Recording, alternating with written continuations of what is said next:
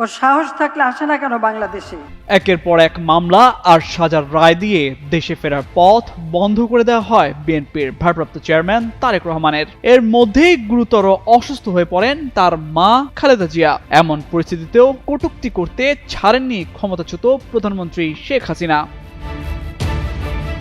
2023 সালের নভেম্বর বিএনপিকে নিয়ে বিষোদ্গার করতে গিয়ে শেখ হাসিনা বলেন, তাদের নেতা কই? তারেক রহমান পালিয়ে থাকে লন্ডনে। সাহস থাকলে তারেক রহমানকে দেশে আসার জন্য চ্যালেঞ্জও ছুড়ে দেন তৎকালীন প্রধানমন্ত্রী।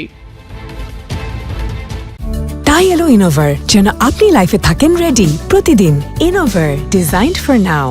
এর ঠিক 9 মাস পরেই পালাবদল হয় ক্ষমতার। ছাত্র জনতার অভ্যুত্থানে ক্ষমতাচ্যুত হয়ে ভারতে পালিয়ে যান শেখ হাসিনা।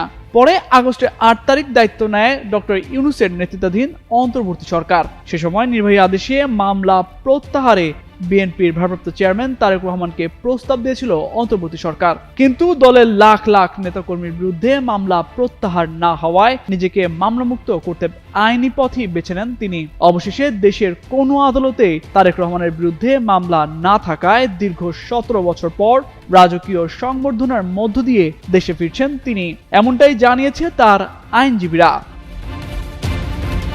এর আগে 2007 সালের 7 মার্চ মইনুল রোডের বাসা থেকে গ্রেপ্তার করা হয় বিএনপির তৎকালীন সিনিয়র যুগ্ম মহাসচিব তারেক রহমানকে।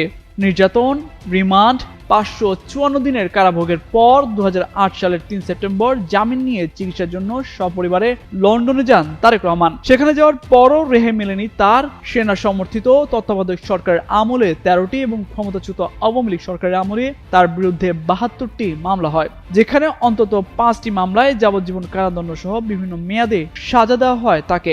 এমনকি গণমাধ্যমেও তার বক্তব্য প্রচারে নিষেধাজ্ঞা দেওয়া হয়।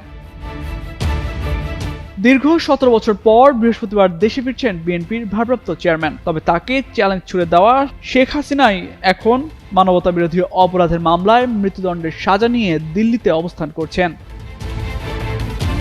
তামজিদ মির্জা, যুগান্তর নিউজ।